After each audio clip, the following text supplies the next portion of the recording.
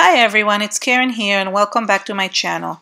Today I have a new video tutorial on an art journaling page. This is a mixed media art journal process. There's an interesting story to this art journal.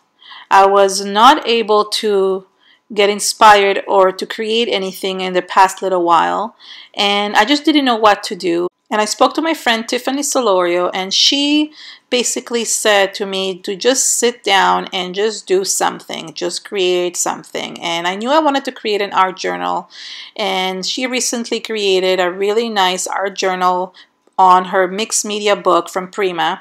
So I figured, you know what, let me do the same thing. Maybe this will work for me, because she was in a similar situation where she just sat down and didn't know what to do, and she just sat down and started creating.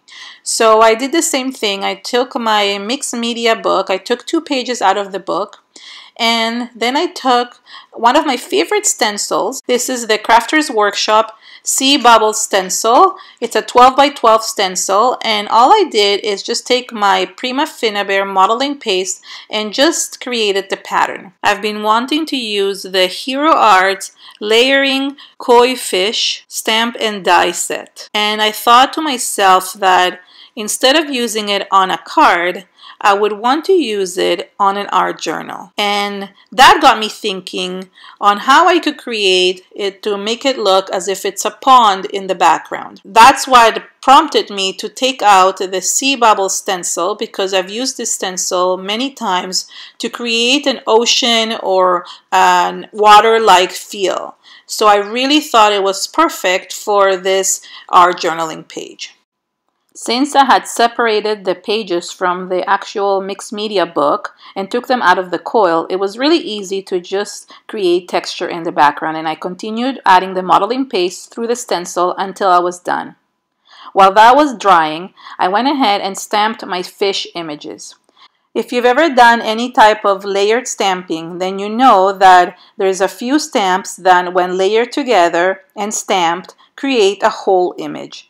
And it could have 2 stamps, 3 stamps, 4 stamps, and so forth.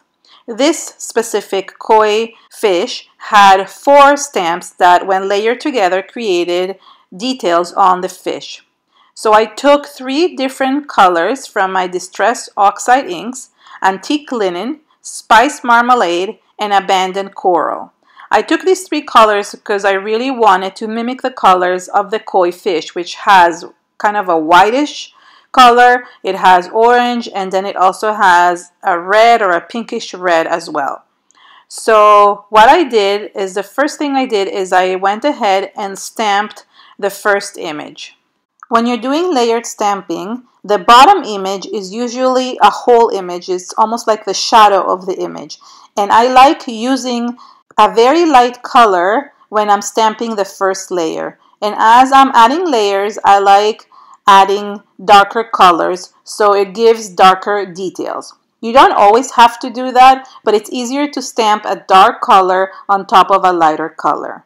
Now, if you follow what I'm doing, I'm actually doing 3 fish at a time, and I'm adding the different layers on the fish and basically moving along. I wanted to create 3 different fish in 3 different styles or colors. So I thought it would be easier to just do it this way. You could just do 1 at a time, but I just liked adding the details of the stamps and just moving it along. So as you can see, I'm adding the 3rd layer to the first fish, the 2nd layer to the 2nd fish, and then for the 3rd fish, I just had added the 1st layer.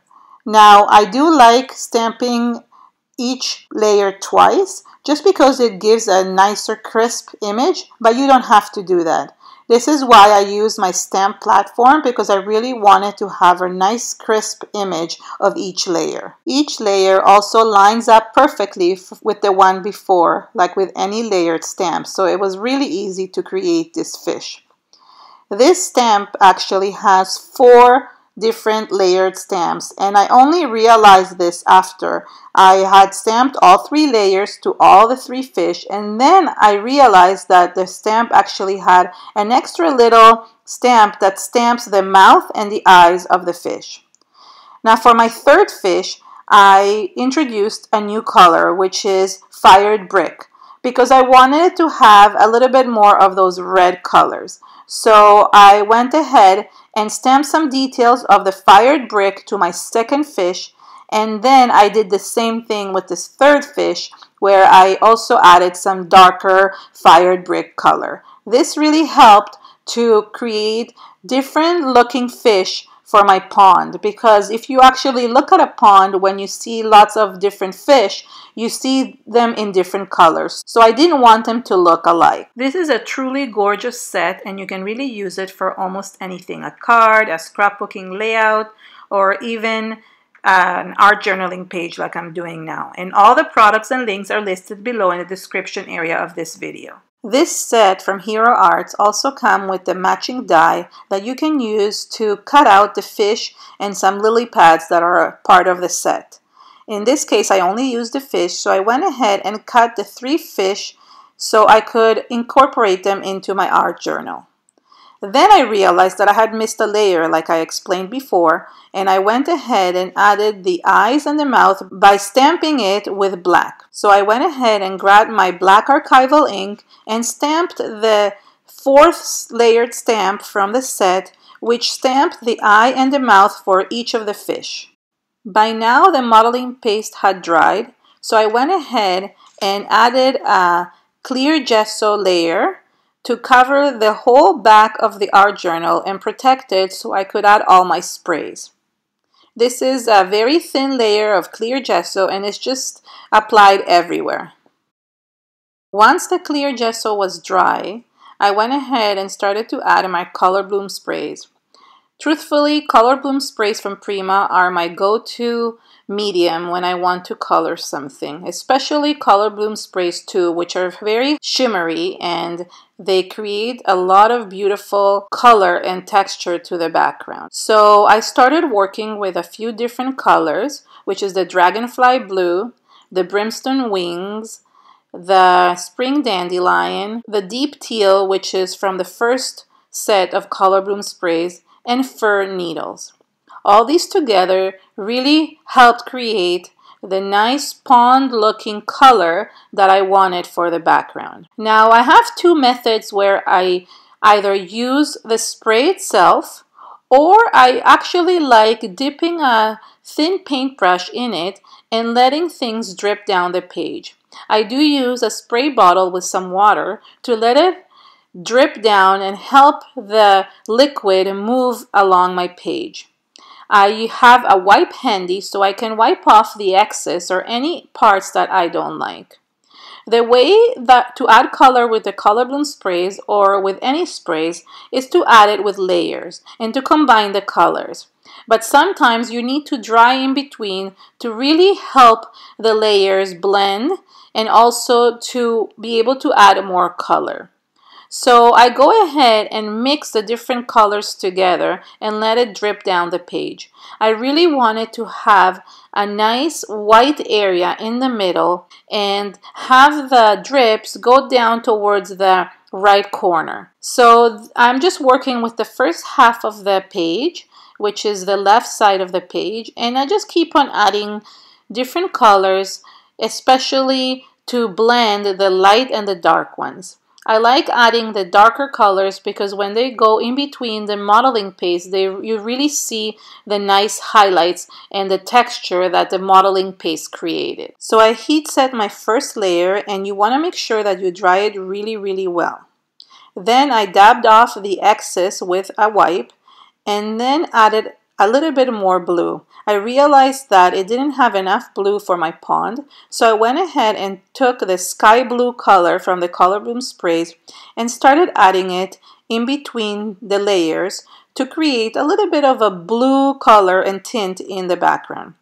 Again, I heat set in between each layer to make sure that it doesn't mix with the other colors. So here I am adding the blue, and it really made a difference. I also added a little bit of the spring dandelion, which is a yellow color, and that way it really made it look like a pond.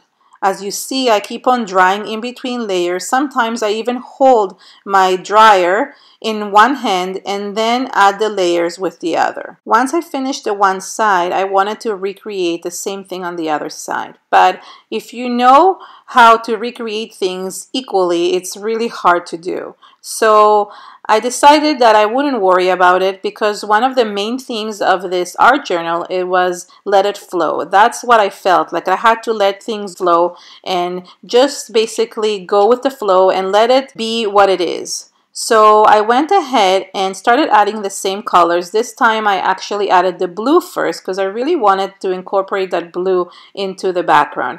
And truthfully, it doesn't really matter which color you start with first, because all of them combine beautifully together. It's one of my favorite color sets, and I really love combining all of these. And at the end, it actually ended up looking exactly the same as the other side, and it still created that really nice white space in the middle. And I actually worked with the other corner, the top right corner, to make sure that it balances perfectly with the whole composition. This time I really wanted to speed things up, so I actually held the dryer in one hand and then added spraying in other colors to the other side. So I was holding it and drying at the same time while adding colors with my paintbrush. The reason why I'm not cutting off any of these video parts is because I really want to show you how I created the background, because it's really important to show the whole process, especially with an art journal process like this. If I cut out any areas or any parts of this video, then you won't know how I created this background. So it's really important to keep it all the same. As you can see, I continued holding the heat tool while I was adding more colors. So I'm basically working with two hands at the same time instead of just the one. And just adding a little bit more of the dark colors on each of the sides to just frame everything together. Now it was time to arrange the fish and glue them to the background. I put two fish on one side and then another fish on the other side. I actually ended up using the pages on the opposite way. I used the one that I had on the left, I used it on the right hand side and flipped it around because I liked it better that way. So when you're working with these, you can actually use either page for whichever side you want. I used some soft matte gel medium from Prima Finnabair to actually glue the background. I put gel in the back and only a little bit in the front to seal it because I didn't want the Color Boom spray to mix up with the Distress Oxide inks on the fish. In order to add a message to this art journaling double page, I took some Concord and 9 stamps. This is the perfectly penned script stamp, and it's just beautiful. It has letters for all uppercase and lowercase script alphabet, and all I did was grab each letter and use my finger to stamp. You could definitely use a stamp block, but I found my finger much easier to use. I also found that the letter O was a little bit too small, so I ended up grabbing the capital O and actually stamping over the lowercase o. Then I continued stamping and I realized that I should be careful when I stamp.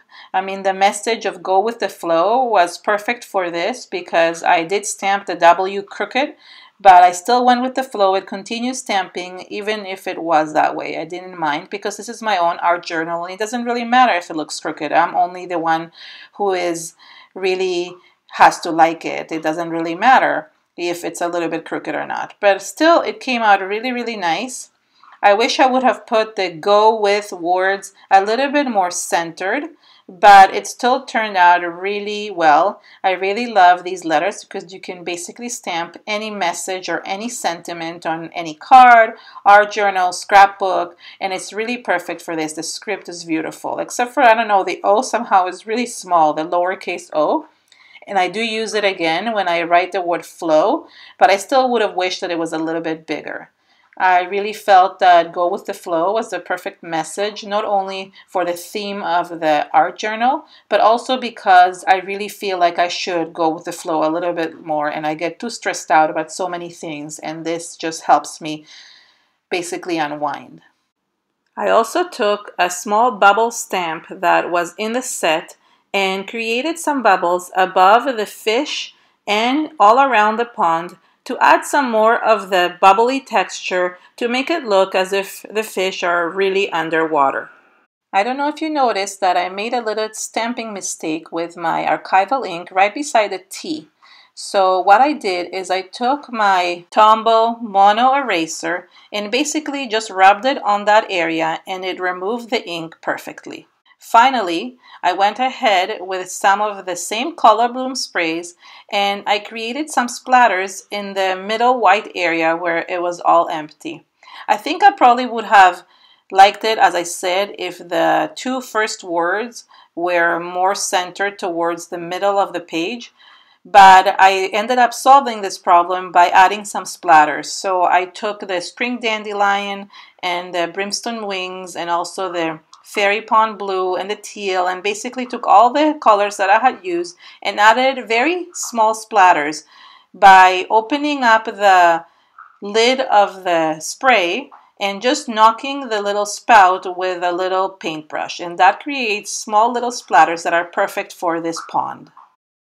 Finally, I took a black thin marker and outlined all around the fish. I'm really happy with the way this came out, although I really didn't know which direction I was going to go with. I think it's always a good idea to go back to basics and basically use the things that I love most. I love using sprays and modeling paste and just basic mixed media, which is what I did here, and it really makes me happy to create something that is just for me. So I encourage you that if you don't know what to do or you don't have any ideas for any project, all you have to do is just go back to basics and do things that you love most. Do the things that you know how to do best, and that will take you into other new areas. So I really felt that by doing something that I've always done, which is use the sprays and the modeling paste and create a just texture all around on a paper, it really made me happy and it made me feel that I was creating something just for pure joy.